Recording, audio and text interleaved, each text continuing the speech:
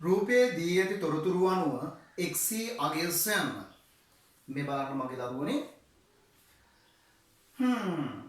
මේ බලන්න.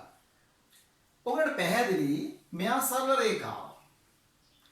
එහෙනම් සරල රේඛාවක් මත පිහිටි බද්ධ කෝණවල එකතු අංශක 180යි. මෙන්න මේ සංකේතයෙන් අදහස් වෙන්නේ මෙන්න මේ කෝණේ අංශක 90යි කියලා. එහෙනම් මේ ඉතිරි කෝණයක් අංශක 90ක් විය යුතුයි. මොකද සරල රේඛාවක් මත පිහිටි බද්ධ කෝණවල එකතු අංශක 180ක් විය යුතු නිසා. ඔන්න දරුවනේ දැන් අලුත් ක්‍රමයක් අපිට මතක් වෙනවා. මේ බලන්න මෙන්න මෙයා ත්‍රිකෝණයක්. මෙන්න මේ ත්‍රිකෝණයේ පාදයක් දික් කිරීමෙන් සෑදෙන බාහිර කෝණය. එහෙනම් දරුවනේ නියමයක් ක්‍රමයක් තියෙනවා.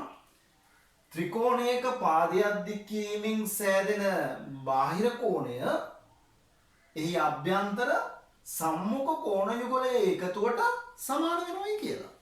එහෙනම් මේ x කෝණයේ විශාලත්වය කියන්නේ මේ අංශක 90 හා අංශක 60 මුළු එකතුව. එහෙනම් දරුවනේ අපි තරුවක් දාලා එක් හේතුවක් දැක්වුවොත් ත්‍රිකෝණයක පාදයක් දික් කිරීමෙන් සෑදෙන බාහිර කෝණය එහි අභ්‍යන්තර සම්මුඛ කෝණ යුගලයෙහි එකතුවට සමාන වන බැවින් අපිට ලියන්න පුළුවන් දරුවනේ මේ XC අගය සමාන වෙනවා මේ අංශක 60 හා අංශක 90 මුළු එකතුවට.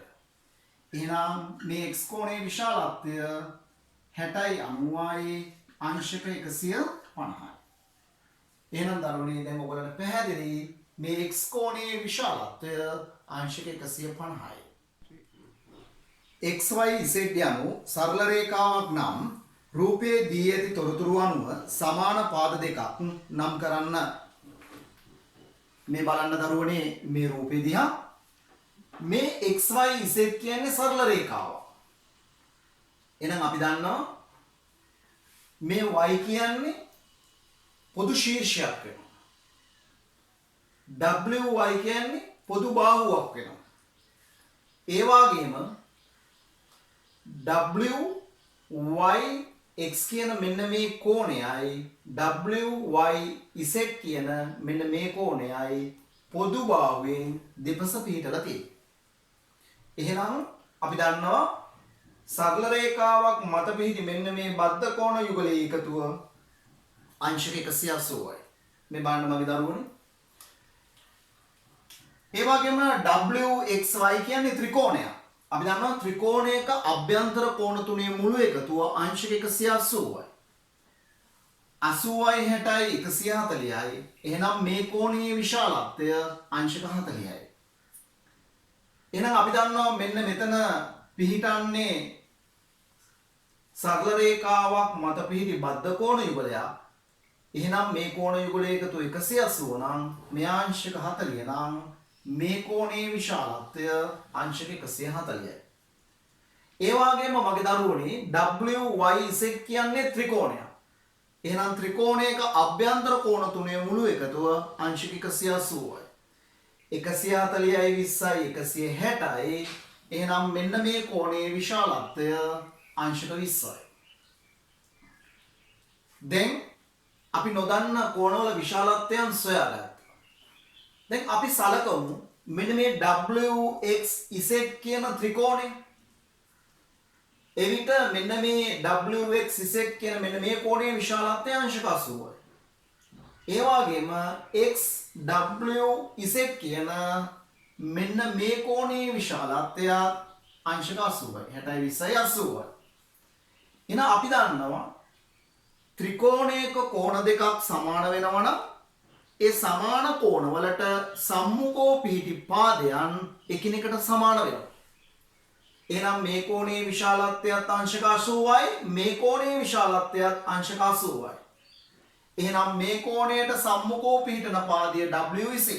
ඒ වගේම මේ කෝණයට සම්මුඛව පිහිටන පාදය xz. එහෙනම් Tamanට පැහැදිලි දරුවනේ මේ wz කියන පාදයට මෙන්න මේ xz කියන පාදය සමාන වෙනවයි කියන එක. දැන් අපි මේක ඉදිරිපත් කරන්න ඕන. වාචිකව ප්‍රකාශ කරලා අපි ලිඛිතව ඒක ඉදිරිපත් කරන්න ඕන. එහෙනම් තරුවක් දාලා අපි හේතුවක් සඳහන් කරොත් මේකේ ප්‍රමේය කීපයක් සම්බන්ධ වුණාට දරුවනේ අපි මෙවැනි ගැටලු වෙන්නේ කෙටි ප්‍රශ්නයක් නිසා එක් හේතුවක් පමණක් දැක්වීම ප්‍රමාණවත් වෙනවා. එතකොට දරුවනේ මේ බලන්න එහෙනම් අපිට ලියන්න පුළුවන් තරුවක් දාලා ත්‍රිකෝණයක සමාන කෝණවලට සම්මුඛව පිහිටි ත්‍රිකෝණයක සමාන කෝණවලට සම්මුඛව පිහිටි පාදයන් එකිනෙකට සමාන වන බැවින් අපිට කියන්න පුළුවන් දරුවනේ එහෙනම් WZ කියන පාදය සමානයි XZ කියන පාදයට. එහෙනම් ඔන්න මේ ත්‍රිකෝණයේ පිහිටි සමාන පාද යුගලයක්. ABC ත්‍රිකෝණයේ A කෝණය සමානයි 2B, B කෝණය සමානයි C කෝණය නම් B කෝණයෙහි අගය සොයන්න. මේ ගැටලුවේ දරුවනේ අපිට රූප සටහනක් දීලා නැහැ. අපිට ප්‍රශ්න විතරයි දීලා තියෙන්නේ. ABC ත්‍රිකෝණයක්ලු A කෝණයෙහි අගය B කෝණයෙහි දෙගුණයට සමාන වෙනවලු. ඒ වගේම B කෝණයෙහි අගය C කෝණයට සමාන වෙනවලු. අපි මෙතනදී පුතා දල සටහනක් අපි අදගමු දරුවනේ. අපි මෙතනදී මොන සටහනක් අදගන්න ඕනද දරුවනේ? දල සටහනක් අපි අදගන්න ඕන දරුවෝ. මේ බලන්න. මෙතනදී මේ මෙහි විශාල වෙන්නේ A කෝණය. B කෝණය වගේ දෙගුණයක්. දල සටහනක්. මේක නිවැරදි රූප සටහනක් නෙමෙයි. මේක නිවැරදි රූප සටහනක් නෙමෙයි. මොකද මේක ජ්‍යාමිතික නිර්මාණයක් ABC ත්‍රිකෝණයේ A කෝණය B කෝණය වගේ දෙගුණයක්. එහෙනම් වඩා විශාල වෙන්නේ A කියන කෝණය. මෙන්න මේ B කෝණයේ ආගය C කෝණයේ ආගයට සමාන වෙනවා. එතකොට අපි A කෝණයේ විශාලත්වය බලන්න ඕන B කෝණයේ හා C කෝණය ඇසුරින්. මේ බලන්න. A කෝණයේ ආගය B කෝණයේ ආගය වගේ දෙගුණයක්. එහෙනම් කුඩා කෝණය වෙන්නේ B. එහෙනම් මම A කෝණය x කියලා ගතහොත් මේ A කෝණය x වගේ දෙගුණයක් 2x වෙනවා. ඒ වගේම අපි දන්නවා B කෝණයේ ආගය C කෝණයේ ආගයට සමාන වෙනවා. එහෙනම් එයත් x. පැහැදිලි. අපිට පැහැදිලිව කියනවා B කෝණයෙහි අගය සොයන්න. B කෝණයෙහි අගය. එහෙනම් අපි මෙන්න මේ B කෝණයේ අගය x යයි ගනිමු. මොකද මේක දීලා නැති දෙයක්. මේ x කියන්නේ දීලා නැති දෙයක්. දීලා නැති දෙයක් ගනිද්දී අපි ඒක විස්තර කරන්න ඕන. x කියලා ගත්තා. එහෙනම් දරුවනේ B කෝණයෙහි අගය සොයන්න කියලා කියන්නේ මේ x යේ වටිනාකම සොයා ගන්න ඕන. B කෝණයේ වටිනාකම සොයා ගන්න කියන්නේ x යේ අගය ගන්න. දැන් ඔයගොල්ලන්ට පැහැදිලි පුතා මේක ABC ත්‍රිකෝණයක්. එහෙනම් අපි දන්නවා ත්‍රිකෝණයක අභ්‍යන්තර කෝණ තුනෙහි මුළු එකතුව අංශ 180යි. එහෙනම් තරුවක් දාලා අපි හේතුව දැක්වුවොත් දරුවනේ ත්‍රිකෝණයක අභ්‍යන්තර කෝණ තුනෙහි මුළු එකතුව අංශක 180ක් වන බැවින් අපිට කියන්න පුළුවන් දරුවනේ x එකතු කිරීම 2x සමානයි අංශක 180. xx 2x 2x 2x එකතු වුණාම 4x සමානයි අංශක 180. ගුණ කිරීමේ 4ක් නැති කරන්න සමීකරණයේ දෙපස්සටම 4න් බෙදනවා. එතනදී භාවිතා කරන්නේ දරුවනේ ප්‍රත්‍යක්ෂය. එහෙනම් 4ට 4 කපුණා x යාගය 4 වරක් 4 16යි ඉතිරි 2යි 20 5යි. එහෙනම් x කෝණයේ විශාලත්වය අංශක 45යි. අපි දන්නවා x කෝණයේ විශාලත්වය කියන්නේ මෙන්න මේ b කෝණයේ විශාලත්වය කියන එක. එබැවින් නැවත විස්තර කිරීමක් අනවශ්‍යයි. එහෙනම් x කෝණයේ විශාලත්වය අංශක 45යි. A B හා C යනු ත්‍රිකෝණයක අභ්‍යන්තර කෝණ තුනෙහි අගයන් වේ. A එකතු කිරීම B සමානයි අංශක 140 හා B එකතු කිරීම C සමානයි අංශක 125ක් නම් A හි අගයත් C හි අගයත් සොයන්න. මේ බලන්න දරුවනි.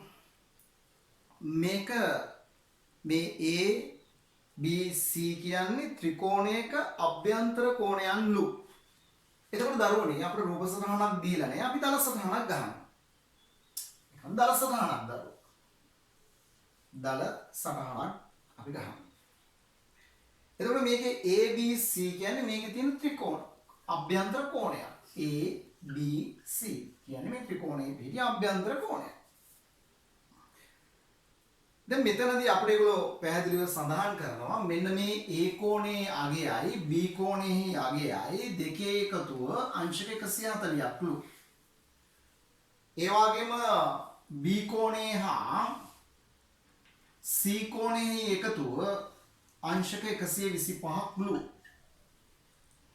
මෙන්න මේ දත්ත දෙක දීලා A කෝණයේ අගයත් C කෝණයේ අගයත් සොයන්න කියලා තමයි දරුවනේ අපිට මේ කියන්නේ. අපි දන්නවා ත්‍රිකෝණයක අභ්‍යන්තර කෝණ තුනේ මුළු එකතුව අංශක 180යි. එහෙනම් A ගේ B ගේ එකතුව අංශක 140ක් වෙනවයි කියලා කියන්නේ දරුවනේ C කෝණයේ විශාලත්වය හොයාගන්න අංශක 180 අංශක 140 අඩු කරන්න ඕනේ. අපි දන්නවා B කෝණය හා C කෝණයේ එකතුව අංශක 125යි. ත්‍රිකෝණයක අභ්‍යන්තර කෝණ තුනේ මුළු එකතුව අංශක 180යි. එහෙනම් A කෝණයේ විශාලත්වය සොයන්න අංශක 180න් මේ අංශක 125 අඩු කර යුතුයි. මොකද ත්‍රිකෝණයක අභ්‍යන්තර කෝණ තුනේ මුළු එකතුව අංශක 180. ඒ ත්‍රිකෝණයේ කෝණ දෙකක එකතුව දීලා තියෙනවා. එහෙම දීලා ඉතිරි කෝණය අහන්න. එහෙනම් ඉතිරි කෝණය ගන්න නම් ත්‍රිකෝණයේ මුළු කෝණවල මුළු එකතුව ත්‍රිකෝණයේ අභ්‍යන්තර කෝණවල මුළු එකතුවෙන් අර දීලා තියෙන කෝණ යුගලයේ එකතුව අඩු කළ යුතුයි. මේ බලන්න දරුවනේ. අපි දන්නවා ත්‍රිකෝණයක අභ්‍යන්තර කෝණ තුනෙහි මුළු එකතුව අංශක 180ක් වන බැවි. දන්නවා ත්‍රිකෝණයක අභ්‍යන්තර කෝණ තුනේ එකතුව අංශක 180. එහෙනම් අපිට මුලින්ම කියලා තියෙන්නේ A හොයන්න. එහෙනම් අපිට භාවිතා කරන්න වෙන්නේ මේ සම්බන්ධයද මේ සම්බන්ධ. මෙන්න මේ පහලින් තියෙන සම්බන්ධ. මොකද මෙතනට සම්බන්ධ වෙලා නැහැ A. එහෙනම් A කෝණය හොයන්න පුළුවන්. ත්‍රිකෝණයේ මුළු කෝණ තුනේ එකතුවෙන් මෙන්න මේ B කෝණය හා C කෝණයේ එකතුව අඩු කිරීමෙන්. එහෙනම් simple A එහෙනම් A කෝණයේ විශාලත්වය සමාන වෙනවා අංශක 180 අපි අඩු කරනවා B එකතු කිරීම C කෝණයේ විශාලත්වය. එහෙනම් අංශක 180න් අඩු කරනවා අපි දන්නවා B එකතු කිරීම C කෝණයේ විශාලත්වය අංශක 125යි. එහෙනම් A සමානයි 10න් 5ක් 5යි 7න් 2ක් 5යි. එහෙනම් A කෝණයේ විශාලත්වය අංශක 55යි. දැන් දරුවනි අපි මේ වෙනකොට A කෝණයේ විශාලත්වය හෙව්වා. එහෙනම් දැන් සෙවිය යුත්තේ C කෝණයේ විශාලත්වය. එහෙනම් අපි දන්නවා මෙන්න මේ C කෝණයේ විශාලත්වය අපිට ලබා ගන්න පුළුවන් ත්‍රිකෝණයේ අභ්‍යන්තර කෝණයේ මුළු එකතුව වන අංශක 180 මෙන්න මේ A සහ B කෝණවල මුළු එකතුව අඩු කිරීම. A හා B කෝණ දෙකේ එකතුව අඩු කිරීම. එහෙනම් C සමානයි අංශක 180 අඩු කිරීම A එකතු කිරීම B හි අගය අපි දන්නවා අංශක 140යි. එහෙනම් C හි අගය අංශක 40යි. එහෙනම් මේ වෙනකොට අපි දන්නවා C කෝණයේ විශාලත්වය අංශක 40යි. ඉතින් දරුවනේ මම හිතනවා මම මේ කියා දුන්න සියලුම ගැටලු ඔයගොල්ලෝ නිවැරදිව අවබෝධ කරගත්තයි කියලා. ඒ විතරක් නෙමේ දරුවනේ මේ මූලධර්මයේ මේ සිද්ධාන්ත ආශ්‍රිත තවත් ගැටලු පවතී නම් ඕගොල්ලෝ එම ගැටලු විසඳීමට උත්සාහ කරන්න ඕනේ. එම උත්සාහ කිරීමේදී ඔබට මොනියම් වූ ගැටලුවක් පවතී නම් ඔබට පුළුවන් ඒවා කමෙන්ට් සෙක්ෂන් එකකින් ඉදිරිපත් කරන්න. එවිට මට පුළුවන් එම සියලුම ගැටලු වලට පිළිතුරු වෙනම වීඩියෝවක් හරහා නැවත ඔයගලන්ට ඉදිරිපත් කරන්න. එහෙනම් දරුවනේ නැවතත් මෙවැනි ජ්‍යාමිතික ගැටලු සහිත වීඩියෝ එකකින් නැවත හමු වෙනවා. ඔබට සුබ දවසක්.